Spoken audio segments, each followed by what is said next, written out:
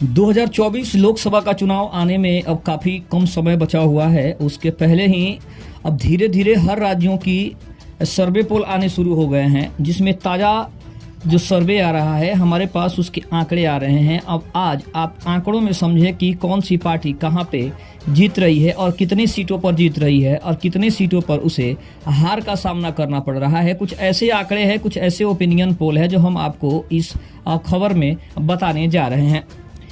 आइए, नमस्कार, मैं हूं संजीव। आइए खबर को पूरे विस्तार से जानें और आप समझने की कोशिश करें कि आने वाले लोकसभा चुनाव 2024 में आखिर कौन सी पार्टी का पलड़ा भारी होता हुआ दिख रहा है।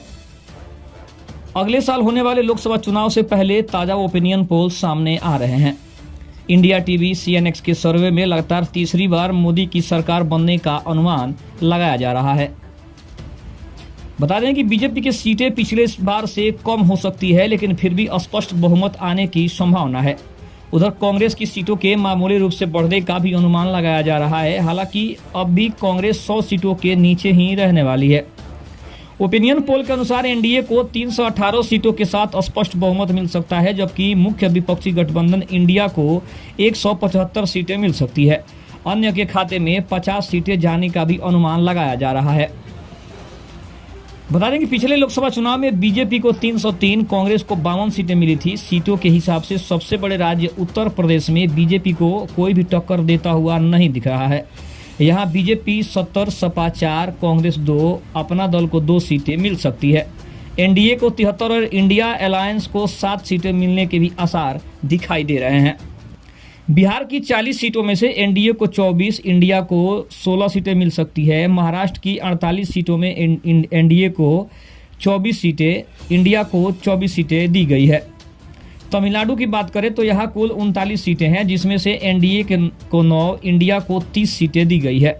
पश्चिम बंगाल में एनडीए अलायंस को 12, इंडिया अलायंस को 30 सीटें मिल सकती है।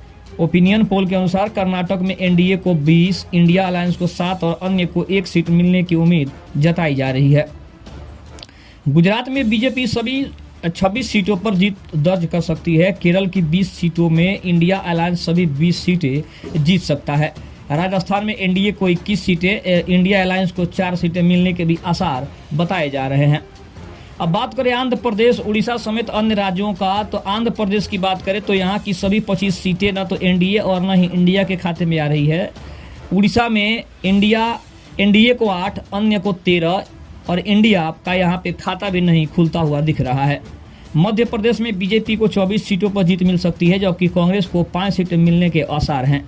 तेलंगाना की अगर बात करें तो यहाँ एनडीए 6, इंडिया 2 और अन्य 9 सीटें जीत सकते हैं।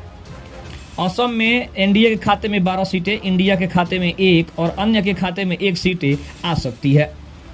अब बात करें पंजाब में, तो पंजाब में एनडीए का खाता नहीं खुलने का भी अनुमान लगाया जा रहा है। छत्तीसगढ़ की बात करें तो बीजेपी 7 सीटें जीत सकती है, जबकि कांग्रेस 4, झारखंड में बीजेपी 13 और इंडिया अलायंस 1 सीट जीत सकती है। हरियाणा में बीजेपी 8, कांग्रेस 2 सीट जीत सकती है। पंजाब में एनडीए 0, इंडिया 13 सीट जीत सकती है। दिल्ली की 7 सीटों पर बीजेपी में 5 और इंडिया अलायंस 2 सीट जीत सकती है। वहीं उत्तराखंड में बीजेपी सभी 5 सीटें जीत सकती है।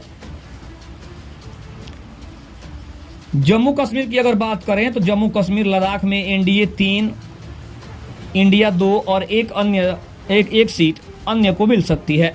मणिपुर की दोनों सीटें इंडिया अलायंस को जा सकती है। गोवा में एनडीए को 2 और इंडिया अलायंस को 0 सीट भी मिल सकता है, ऐसा भी अनुमान लगाया जा सकता है। यानी कि इंडिया का यहाँ पे खाता खुलता हुआ भी नहीं दिख रहा है।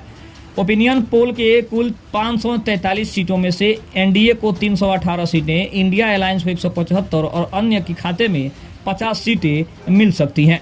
तो बता दें कि 2024 के लोकसभा चुनाव से पहले ये जो सर्वे आए हैं, जो ओपिनियन पोल आए हैं, कुछ इस प्रकार हैं कि यहाँ पे एक बार फिर से नरेंद्र मोदी की सरकार तीसरी बार बनती हुई दिखाई दे रही है। ओपिनियन पोल अगर आपको अच्छा लगे तो चैनल को सब्सक्राइब जरूर कर लीजिएगा। लोकसभा के और ओपिनियन पोल के लिए और खबरों के लिए आप हमारे चैनल पर बने रहें। तब तक के लिए धन्यवाद। जय हिंद, जय भारत।